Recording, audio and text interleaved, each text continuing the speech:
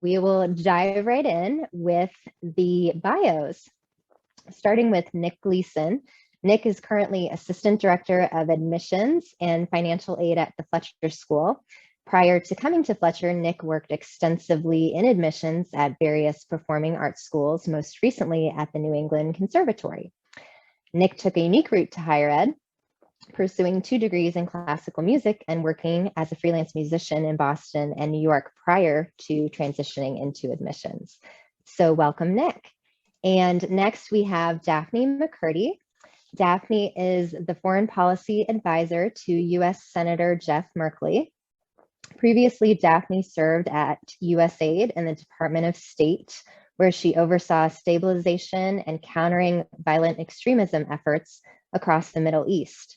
She has also worked at the Century Foundation, the Center for Strategic and International Studies, the Project on Middle East Democracy, the United Nations, and the National Endowment for Democracy's core institutes, both in DC, including field experience in Turkey, Egypt, and Kenya.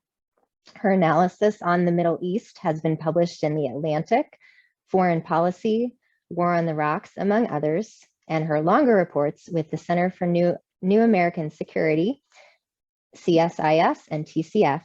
She is a Council on Foreign Relations term member, Truman National Security Project Fellow, 2020 CNAS Sean Brimley Next Generation National Security Leaders Fellow, a 2008 Fulbright Scholar on Turkey, and a board member of RISE, a nonprofit dedicated to supporting grassroots movements across the world.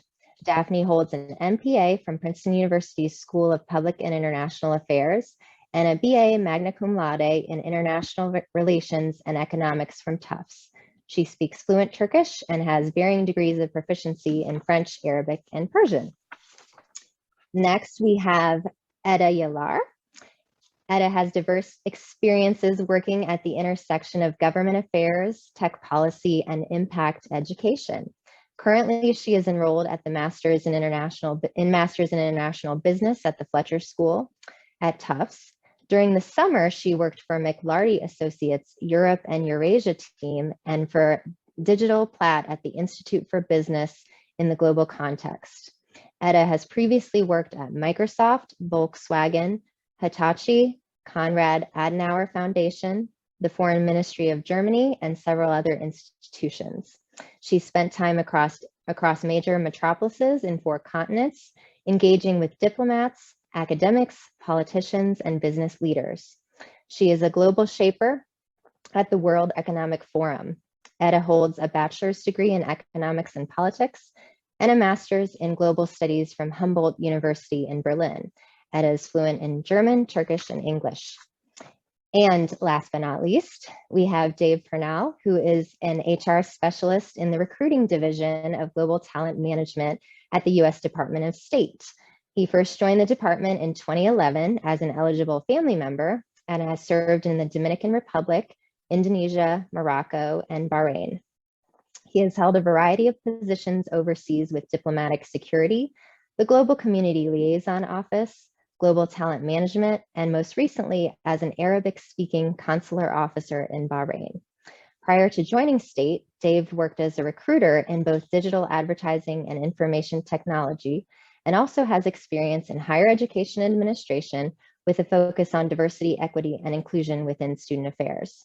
He's married to a Foreign Service officer with the Department of State, and they have 1 son, 2 dogs, and a cat.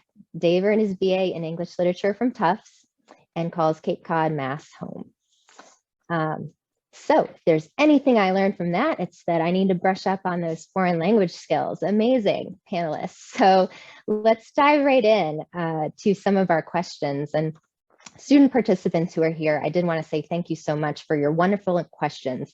We've worked to incorporate many of those throughout this program, but you're more than welcome to use the chat as questions come up, and we will monitor that as well if you have additional questions.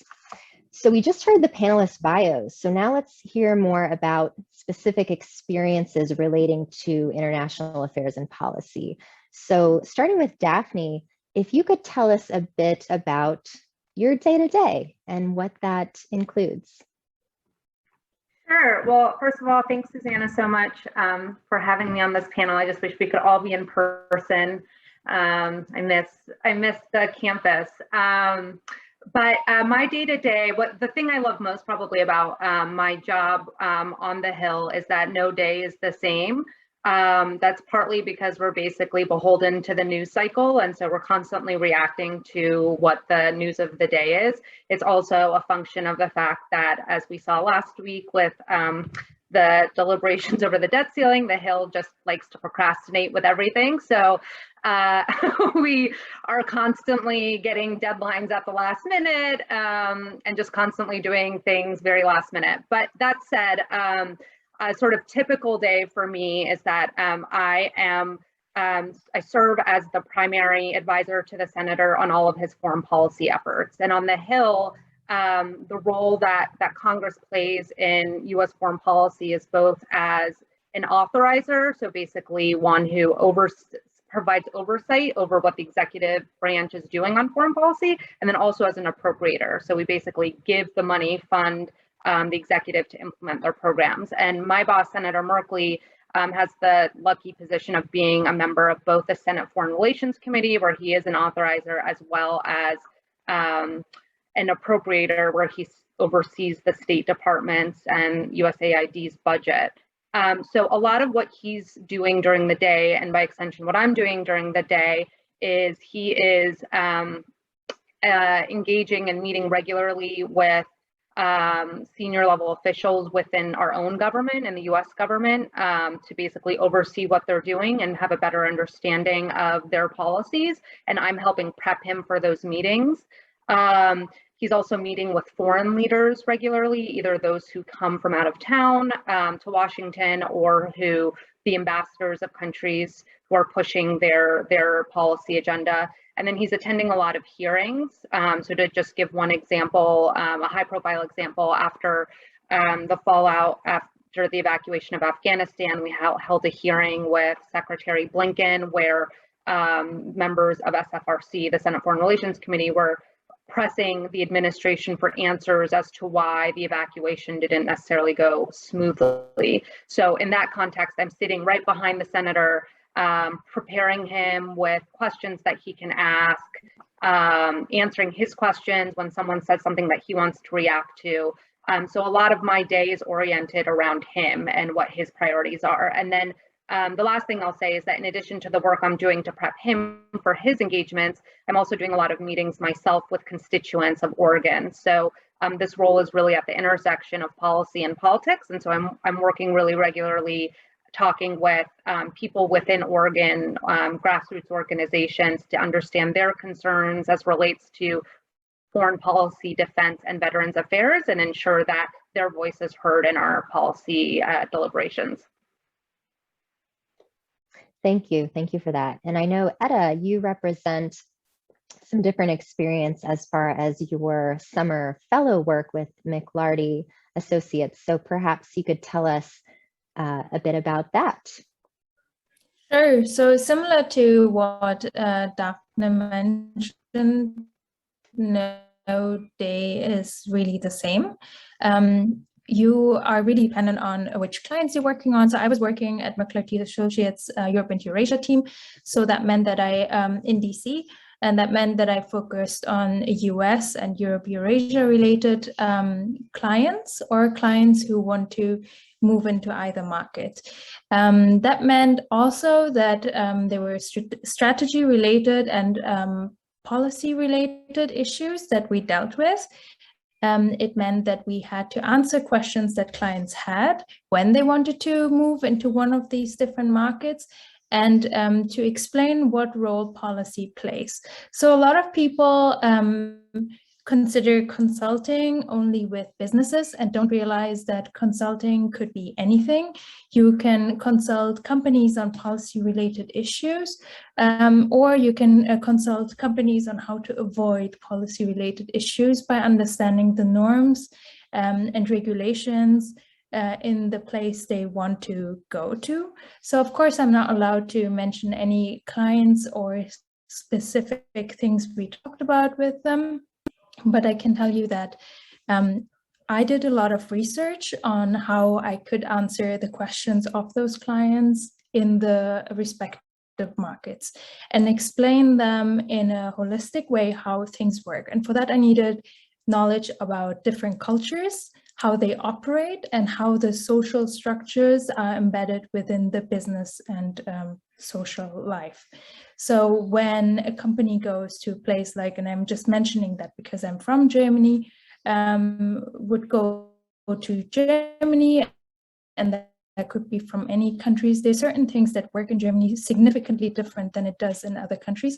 By being able to understand that and research that, and then also explain it to the specific context, yeah, you're doing diplomacy-related consulting, basically. And that could mean anything, like you have client meetings, but you also work a lot with briefings. So by doing these preparations for these briefings that you're preparing to prep your clients, you learn a lot. Yeah. I can imagine. And thank you, Sheryl. And for the participants, if you're curious to learn more about McLarty, their link there is in the chat. And Dave, I know we had talked about your consular fellow experience, which I've since mentioned to students who are interested in that as a possibility. Could you tell us a bit about that experience and what that looked like?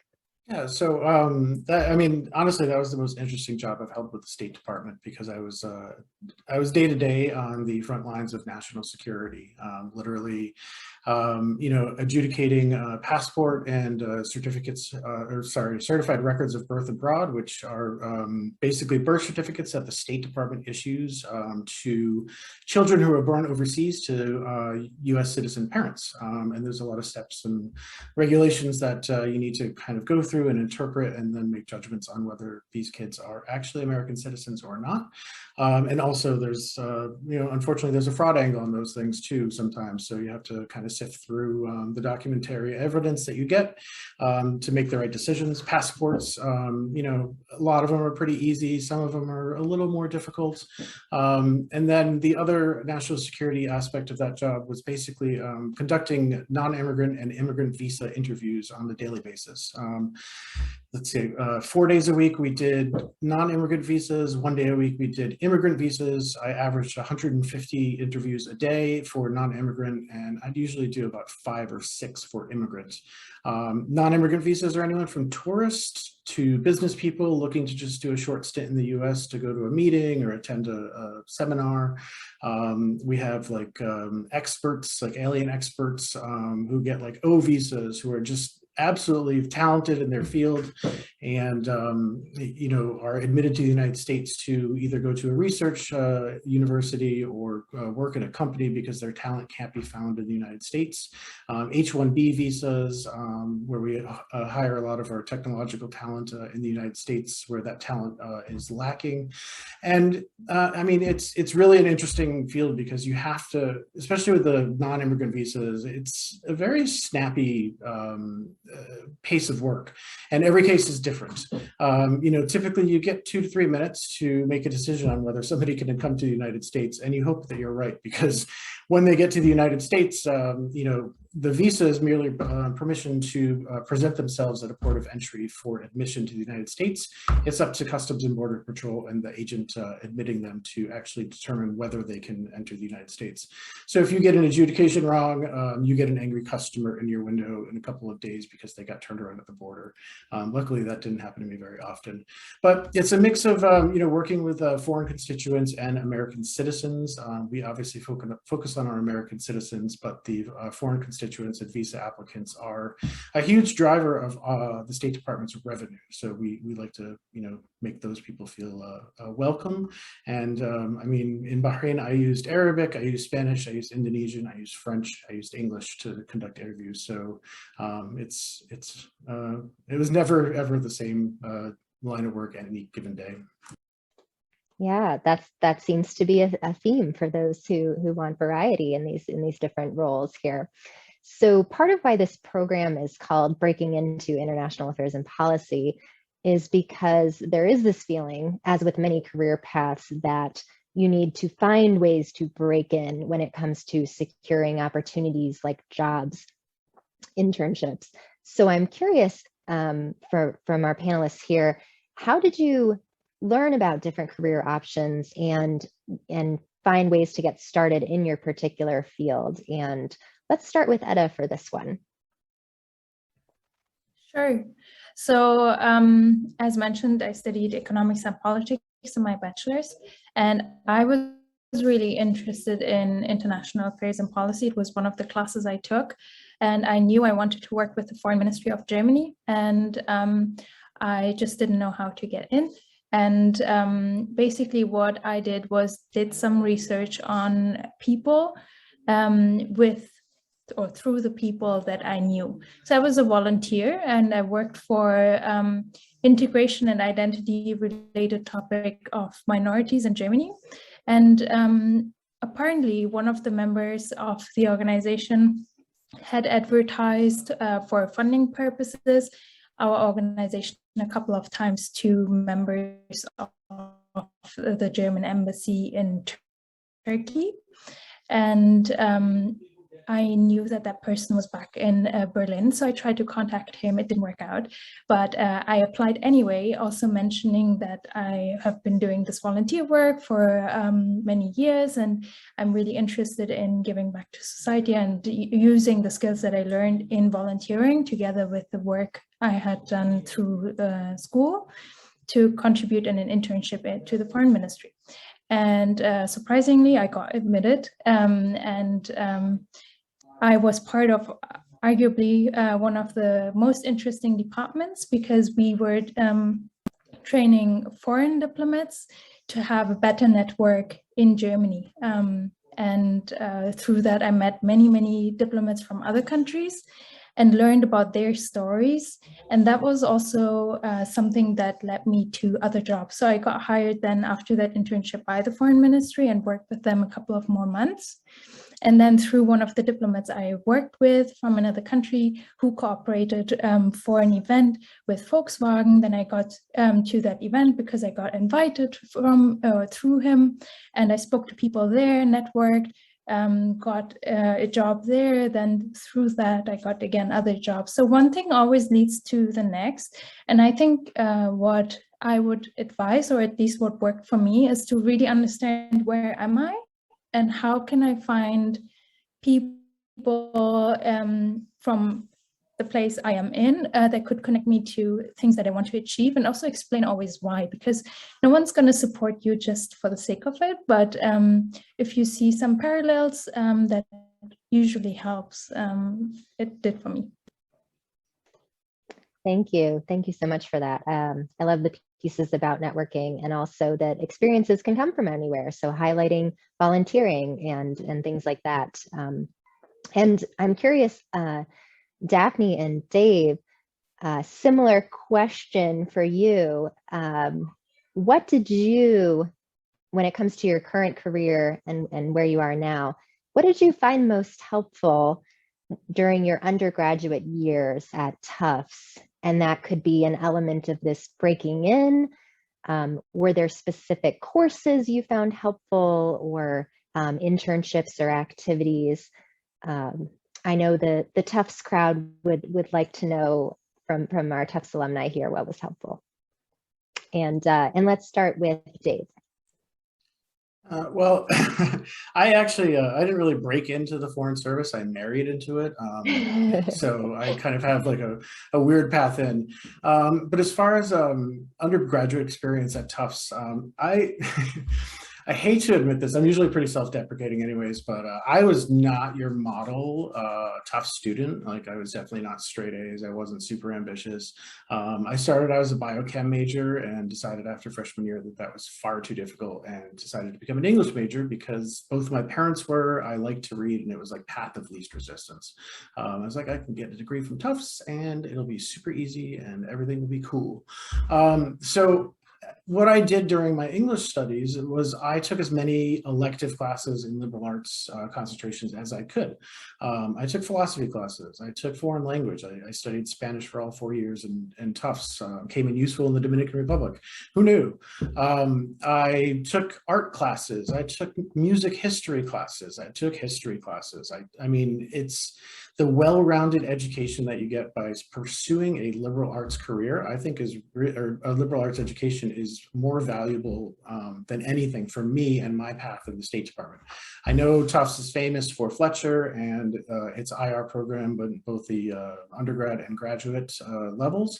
However, I mean, the State Department, you know, I'm a recruiter at the department. I hire people from all backgrounds. I mean, I have colleagues who came in from show business. They were on Broadway and they joined the State Department. So there's really no one like set track for academia that you can pursue that's going to set you up for a career in foreign policy or international relations. But I think the core skill sets are the ones you develop in a liberal arts education. So writing, critical thought, analysis, and research abilities, I believe, are the 4 core skill sets. Because as a diplomat, as a practitioner in international affairs, you are literally doing that every day of your life. If you can't effectively communicate, if you're not an analytical thinker, if you can't do research, and if you can't convey, you know, your findings in a concise and clear way, there's no way you can possibly succeed in foreign affairs and international relations. Thank you. Appreciate that. And Daphne, your thoughts with same question, breaking in things at Tufts during Tufts time that were helpful for you.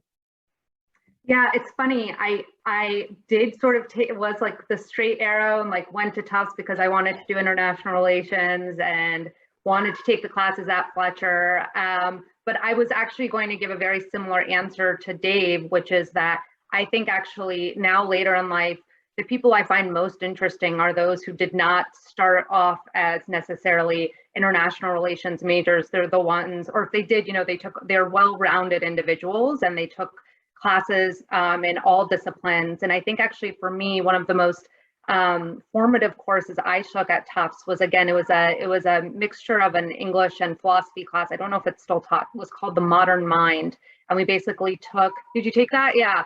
And we basically took philosophers and applied them to modern day challenges, both in the arts and in politics. And that course has stuck with me my whole life.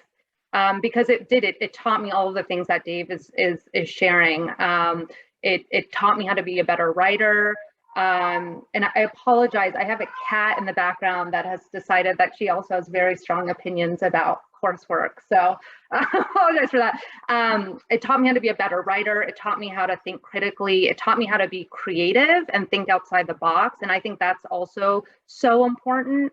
Knowing how to challenge your own assumptions about things. And then the only other thing I would add, I think on the same thing about being well-rounded is also, for me, in addition to my coursework, I think what was so important for my experience at Tufts were all the things I did outside of class. And so for me, I was a dancer and in theater. So I did all of the different dance groups. I did all the different theater groups. One in particular I did was Hype, the mime troupe. And I will say that has become like the best icebreaker in any situation, whether professional or not. And but honestly, I mean, I say that sort of jokingly, but honestly, I do think when people have those fun facts or things that make them really well-rounded individuals, it also makes them really good at foreign policy, because as Dave was saying, you know, to be a good diplomat requires you to be able to engage with everyone at all levels. And I think being able to understand diverse experiences and bring your own experiences to bear, whether through courses or extracurricular activities, is really, really important.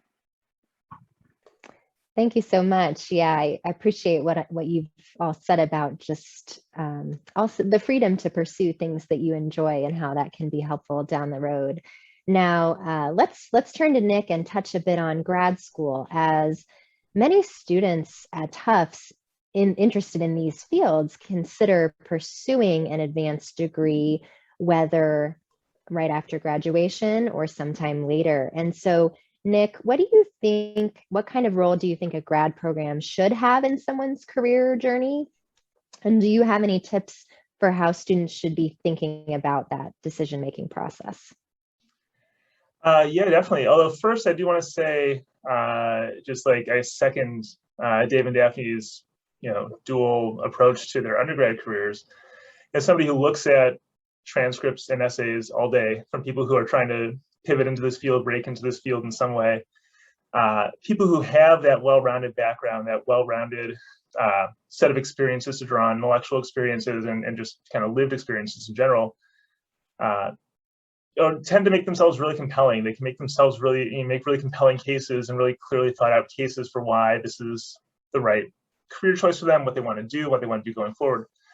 But in terms of the role grad school should play in your career journey, you should really be an augmentary one. I mean, of course, there's some careers, you can't be a doctor without some grad school. There's some careers where the credential, just purely the piece of paper, you can't practice law without getting a JD in this country, where the piece of paper is required. So obviously, if you're looking at a career like that, if you want to be a lawyer, there's going to be some grad school. That's just kind of a given. But for a lot of careers, it really is, it's not the required thing. You don't need the extra credentialing or necessarily. So it should be thought of something that fills gaps is a great way to think about grad school. If you look at yourself, you're doing some self-assessment, you look at what your skill set is, what you did study in undergrad, what you focused on in undergrad, and doing some research and looking at the types of organizations that you want to work for, types of companies you want to work for, being in touch with those people, looking at job descriptions, but being in touch with people in the role you want to have and seeing what their path there was. Then identifying in yourself the gaps you might have, the knowledge gaps, skill gaps, experiential gaps, any kind of thing that needs augmenting in your portfolio, and finding a grad program that's tailored to augment that, tailored to fill those gaps for you. There are all kinds of different grad programs. Even within the small group of, there's this group called APSIA, it's the Association of Professional Schools of International Affairs. There's about 40 schools. They're all, Fletcher's a member. It's a membership organization. They, all the schools are kind of in the, the elite, the upper schools, I guess. I don't like the word elite, but are very good international affairs graduate schools, and they're all different. And every one of the 40 schools is different. They're going to give you different skill sets, give you different experiences, be able to suit different people differently. So, doing a lot of really careful self-assessment as you're looking at your career and looking at yourself, that's the role grad school can play. It can augment and fill in any holes, any gaps in your experience. In terms of how you should be thinking about that decision-making process, really my number one tip is not to use grad school, not to think of grad school as a delay mechanism. It's not a great way to put off a career if you just don't want to make the decision. If you just don't know what you want to do, don't want to make the decision. Grad school is a very expensive 2 to many more years of putting off that decision. I would honestly suggest getting into the workforce, finding something to do. That's going to give you, not only is it going to, as opposed to paying for school, you're going to get paid probably. Or ideally, I guess, but you're going to gain a lot of skills and a lot of, more insight about yourself. You're going to gain those soft skills that people pick up outside of academia in terms of networking, in terms of connecting with peers, in terms of being professional in that kind of setting. But also you might, find a job in something, you're thinking, there's 2 or 3 different kinds of places you'd like to work in the future. You wind up in one and, man, I really don't like this, or I really love it, and that could change your trajectory in terms of thinking about graduate school and how that fits. So unless you are you really know what you need to get out of a program, definitely don't use it as just kind of a delay mechanism. Thank you for those thoughts. You could work in career advising as well, Nick. Thank you. And so Daphne and Eda, just kind of curious because I know you both well, Eda being at the Fletcher School right now and Daphne having your advanced degree, do you both have thoughts to add to what Nick said related to making a decision about a grad program that's a good fit for you, or related to timing of when you might go? Any thoughts related to that? And Daphne, we can start with you. Sure. I mean, I want to just foot stomp everything Nick said, which is I actually ended up applying to grad school, I think 3 or 4 different years, precisely for the reason Nick said, which was it was an insurance policy. If I didn't like the job I was doing, like, oh, I can go to grad school. And every time I was like, no, I don't know why I'm going to go. It doesn't make sense. I'm going to continue working. And that was the best thing I could have done.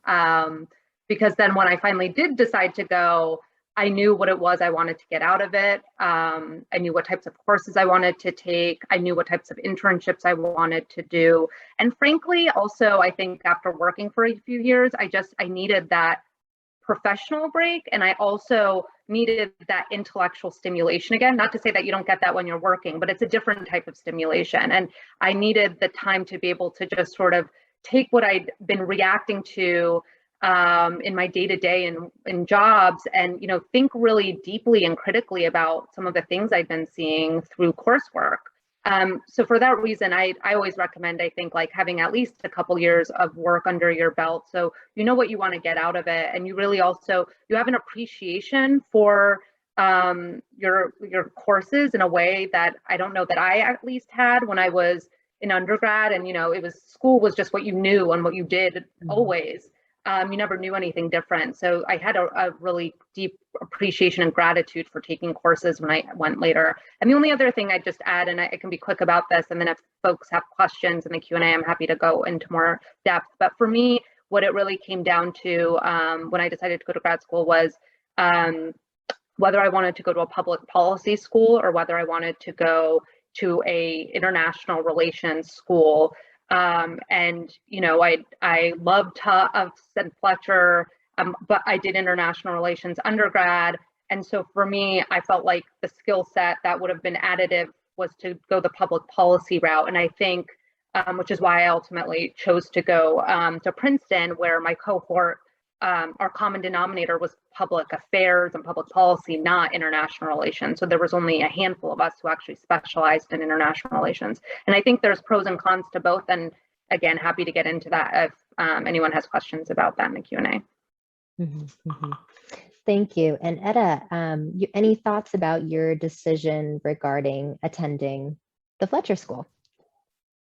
Yes, sure. I think a lot of important points were already mentioned by Nick and Daphne, but maybe one more point to add is that when you work before you do a graduate school, you know better, not just better what you want to learn or why you would need specific skills, you also learn better. Like, Stop it. I think someone... Hans, you're making arrow. Great. Yes, so when I know that I'm taking course X because I want to achieve Y, then it's easier for me to learn and keep that in mind rather than just taking the course because, oh, I thought in that moment it was interesting, but I can't really pay attention because I don't know what I want to use it for. So that was always really important to me. I don't want to waste my time learning things that I can't remember, investing into things that I can't remember, rather taking courses that I'm really interested in. And I chose the MIB program because I wanted to learn more about business in the global context and the role of businesses in diplomacy. Seeing the developments of technology, I thought that was important, and getting certain only sense to combine my two passions, the international relations field and business. And Fletcher was one of the very few places where I felt like this would be what I want. Mm-hmm. Thank you. Thank you very much for that. So, as I'm sure won't surprise anyone here, we talk a lot about the value of networking in the Career Center.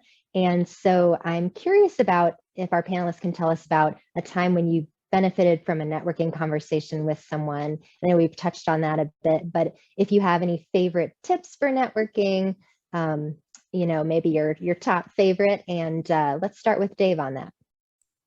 Well, thanks, Susannah. I'll make you and Sheryl happy and say that a really great networking tool is the Herd. I was an early adopter of the Tufts Alumni Career Network that came out in like 2004, 2005, I want to say. And I use that heavily to try and get ahead in student affairs and get the networking connections that you kind of needed to get your foot in the door. My suggestion for networking is do it early and do it often.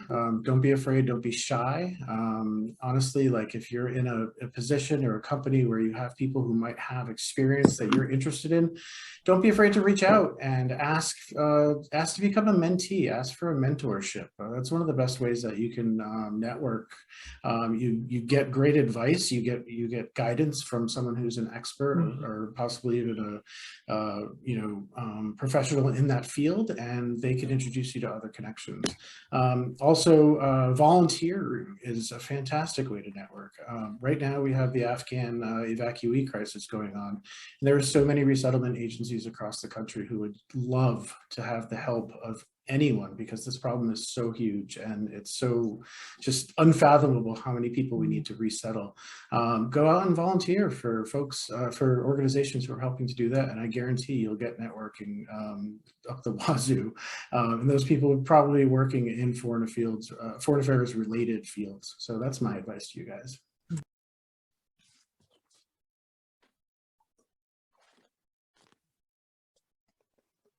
I'll just say one thing about not how to network, but what to do once you have networked, which is close the loop. And by that, what I mean is that, you know, a lot of people, and I'm guilty of this too, but now being, I think, on the other end where I'm doing more, where I'm getting reached out to more than I'm reaching out to others, I'm seeing the mistakes I made when I was younger, which is you get a lot of people reach out for advice or to once they've established initial contact for your recommendation or references for jobs, and then forget to loop back around once they've either gotten it or have not.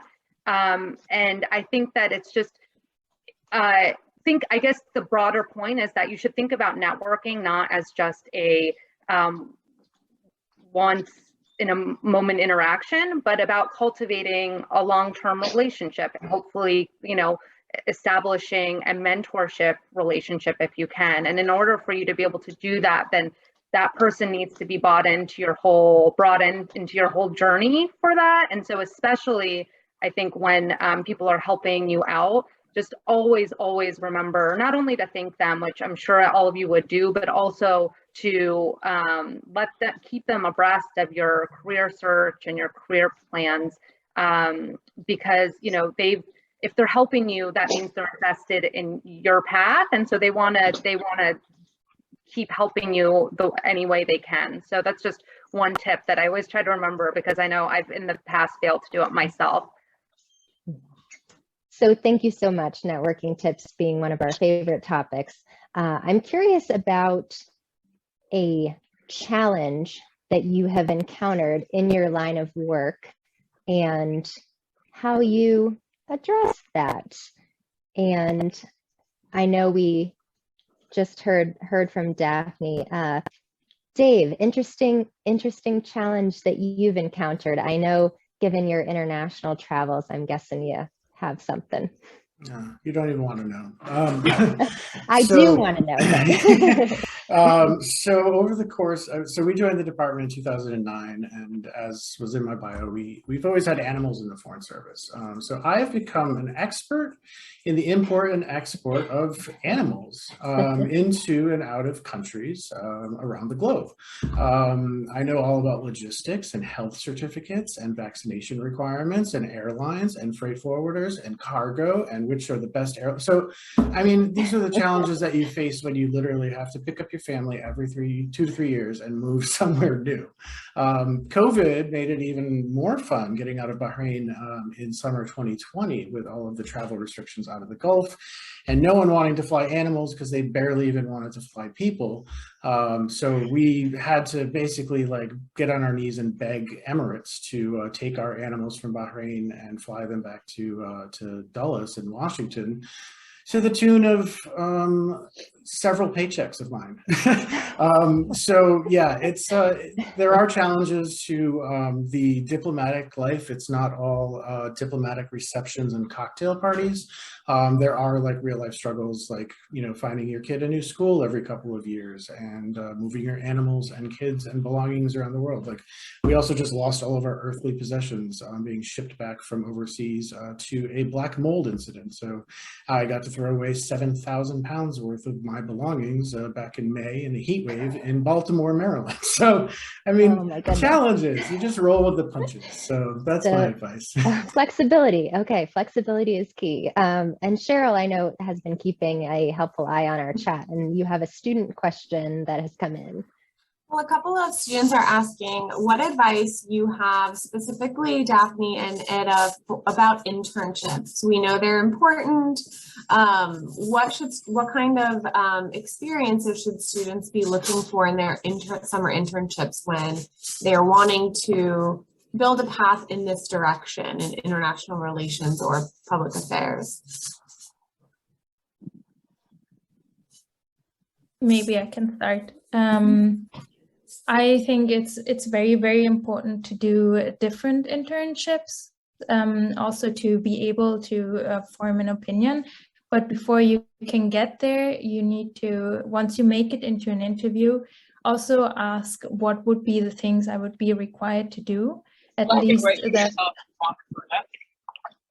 that has been very important for me to know what would be my tasks, how much can I get out of this, and would that be useful to my goals that I'm envisioning in that current moment. And if it's not, then maybe it's not the right fit. So yeah, that would be one point. Thank you. Thank you. And Daphne, your thoughts on internships? Yeah, I think I would say take risks and be adventurous with your internships. Especially in foreign policy and international relations. I mean, I think going back to the question about how do you break into the field, I mean, one great way is, especially when you're a recent graduate, to really make your resume stand out, is to show a lot of abroad experience. And frankly, like, that's hard to get once you've graduated and are looking for entry-level jobs. I mean, there's a lot of fellowships you can do, you can teach abroad, but in terms of, you know, more well-established company, obviously the Foreign Service too, but, you know, a lot of foreign companies that have, or American companies that have operations outside of the country, those positions usually go to more senior level people. So you sort of have to like work your way up the system. And so getting a broad experience through internships is just a really great way to just be able to expose yourself to a completely new place. I think also just taking risks in terms of what types of places you're willing to work. So as Eda said, like, I think trying a lot of different types of organizations, try something in different industries, the private sector, international organizations, nonprofits. I look at internships as an opportunity to just dip your toes in the water and get a feel for what are the different sorts of things that you could potentially like, and really it's about exposure more than anything, exposing yourself to as much as possible. Mm-hmm, mm-hmm. Thank you for that. And you know, I'm curious. Maybe one thing to add. Oh yes, yes. Go ahead. Sorry, No, I just forgot, but I do think it's important. Don't always just go for the brand. Like, whatever organization you end up choosing, maybe the organization sounds super interesting, but maybe the tasks that you're required to do or the responsibilities you can have in the team or the insights you can get are not that great. So sometimes it makes more sense to go for smaller organizations that other people might not know about, and learn more there. So it's not all about brands, because once you learn something, you can then communicate it to other people based on the things you know, rather than the place you worked for. Thank you. Thank That's you. really great advice. Cheryl, another student question come in or? Yeah, Okay, Daphne, this one specifically for Daphne students would really love to hear a little bit more about your experiences working on the Hill. And even specifically, if you can, are the shifts from one administration to another difficult to adapt to?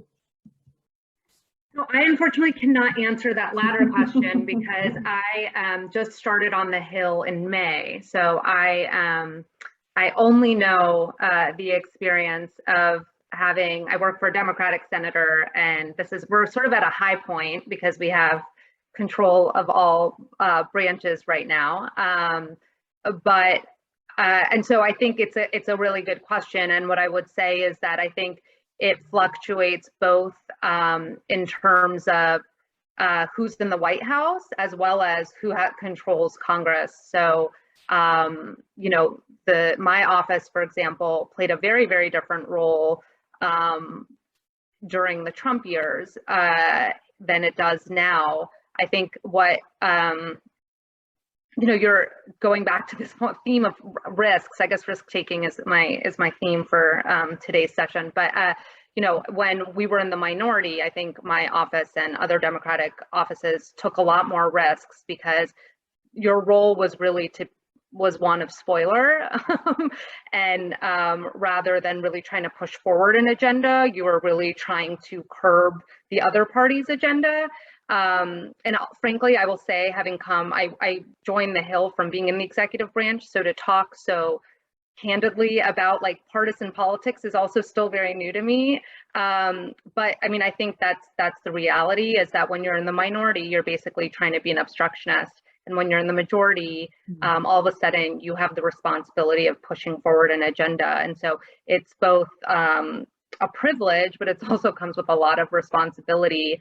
And we're seeing that, I think, right now. I'm happy. If it's helpful, I think, you know, in terms of what it's like to be on the Hill, I think for me, the biggest transition has been having come from the executive branch, where I was very specialized. I focused specifically on one region, the Middle East, and within that, a very specific niche function, which was democracy and governance and stabilization issues, where I really felt like I, over years, had cultivated expertise.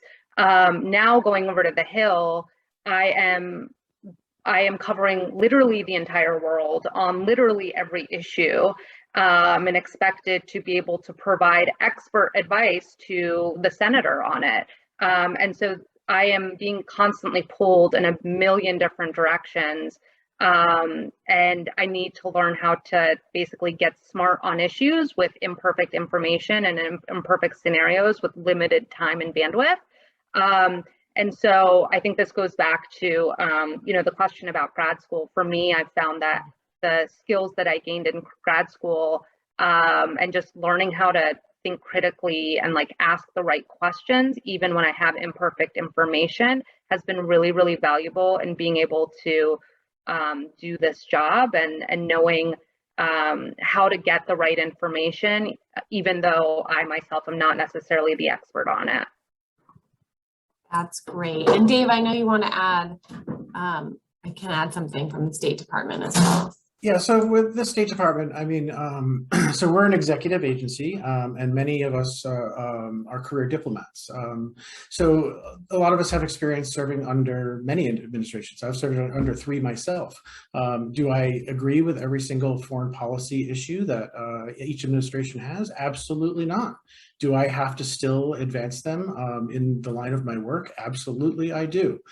So it's kind of like, you know, transitioning from administration to administration as an executive agency employee, especially with the State Department, where we are the mouthpiece of American diplomacy and American foreign policy, it doesn't matter. You put your nose down and you do your job and you advance the administration's ideals and agenda on the foreign policy scene. So it changes and you just adapt. And, you know, like, you know, everyone else has said, flexibility is key. I mean, you can't do this job without being somewhat flexible. Thanks for adding that. Eda, can you talk a little bit more about working in the private sector? I know that's a couple experiences that you have are in that direction. And I think students would really value hearing about what that looks like. Sure. So in the private sector, I worked for, let's say, Volkswagen. At Volkswagen, I was in the government relations department. And the topic was obviously this diesel scandal that was worldwide known. That was the major one, because in Germany that also caused a lot of policy reactions. So the company was busy rebuilding its image by also educating stakeholders about what changes the company is planning to do. And this is not from a public relations perspective. It's not just about the press, but about the political influence. You see, in Germany, and I'm pretty sure there are similar situations in the US, Volkswagen is the biggest employer in the country. So obviously, if the country shuts down, a company shuts down, or things don't go well, that would mean that many people lose their jobs. So it is in the interest of both the policy sector, but also the business sector to cooperate and talk about solutions that can be taken. And also, in some cases, the government needs advice on technological developments. And I just mentioned Volkswagen, but I could have also mentioned Microsoft. I worked for them too. In the policy department, there are lots of technological changes, and the government wants to digitize parts of its own operations, but also make rules about how to digitize other organizations, and what is the border here, what about data protection, and many, many other topics. And they also need expertise from the field. So not just people from think tanks, but people who are actually working on these products, and the people in the policy department would be the ones who are translating what the engineers, what the technicians are doing into policy language, so that then the politicians can make effective regulations, having another voice or opinion as well. So that's a long answer to a short question, but there's lots of things that can be done in policy departments of companies, and it's a really, really interesting field. Lots of things are changing all the time, and yeah, definitely worth exploring. That's really great, thank you, because we don't always think about that as the first idea that might come to mind. So I'm glad it's something you could speak to. Absolutely. And yes, I know we're getting close to time here, and I genuinely feel like I could ask each individual here 100 questions. So I would encourage everyone here to do as Dave said and check out the herd. We didn't even pay him to say that, but Sheryl's going to be putting that link in the chat. Nice thing there is the alumni have volunteered to have conversations with you like this about your interests, whether it's, you know, again, work, gaining experience, what stands out on your resume. Should I do nonprofit, government, private sector, all these sorts of things. So with that, let's turn to a final question of parting advice for students who are interested in these areas, international affairs and policy in particular. What is one thing you wish you knew before graduating college and going out to the world of work or pursuing an advanced degree? And Nick, let's start with you for this one. No pressure, one piece. One piece of advice, or one thing I knew before graduating college and going out into the world. I don't know, maybe that in a way, what you do in school, what you study, doesn't dictate what you do. You know, there's always paths towards different things. You know, doing all the things we talked about this whole time, like networking and staying curious and being adaptive and being, you know, responding well to risk. You know, like I said in my bio at the top, my much less impressive bio than everybody else here, I realize. But I have 2 degrees in classical music, you know, and now I work in higher ed, have been for like 10 years, and they're completely unrelated, but, you know, you just figure it out. So what I wish I knew is what you do in school doesn't lock you into anything. There's always avenues to do something else. I love that. I love that advice. Dave, your thoughts? Don't be afraid to fail. Failure, it's going to happen. Don't knock yourself down over it. Learn the lessons that are meant to be learned from it. We have in our team meetings every single week, fabulous fails and super successes. And I'll be honest with you, I learn more from the fabulous fails than I do from the super successes. And I've been guilty of several fabulous fails since I started in this job and in previous jobs. And it's just, you pick up the pieces, you learn your lesson, and you move on. And I wish somebody in undergrad had given me that advice, because I always felt like I had to be a perfectionist and everything had to be like, you know, as it was planned out. And I can't tell you how many times I've failed and how much it's made me grow as a person and a professional. Wonderful. Eda, I'm going in the order of my boxes. Thoughts on a piece of advice you would share? I think one of the most important things that I wish I knew is the importance of exploring, like right from the beginning. Even though I then ended up exploring both in different jobs, but also in different countries, living in different countries, and exploring life somewhere else.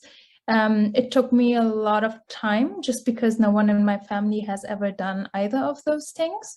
So I would just encourage you, explore, try out different things that you might not think you will like and might end up liking afterwards, and go to a different country. There's always a way to make it happen, even with a low budget or working remotely. Or many other possibilities. Just do it. Go out of your comfort zone. Thank you. And Daphne, oh my gosh, so many amazing answers already. Your thoughts? I know, so much pressure. I know, sorry. Those were all such great answers, and I agree with all of them. I guess to try to say something different, one thing I wish I realized earlier on is that emotional intelligence is just as important, if not more important, than cognitive intelligence in the workplace. And the people I've seen succeed in these careers are those who really bring the human dimension to what they're doing. And they bring people along with them. They're leaders not just because of what they know, they're leaders because they bring a whole team with them in their mission. So just, I think that's not something it's not a skill you build necessarily, but I think just something to always be attuned to, both in your classes and also in your relationships, and once you graduate, when you're in the workplace. Just obviously work hard, but also work nicely and cultivate good, positive working relationships with your colleagues. Thank you. Thank you so much. Oh my goodness, 4 people who could totally work for the Career Center. You guys are wonderful. So I just want to thank our panelists so much for being here today. Again, I know we could continue this for hours upon hours, but I really, please, everyone who's here, take this as an invitation to go out and speak with people. And please know that the Career Center is happy to help you figure out how to find people to speak with and how to have those productive conversations and gather great information like what we've heard tonight. So thank you so much, everyone, for being here, and special thank you to all our wonderful panelists here.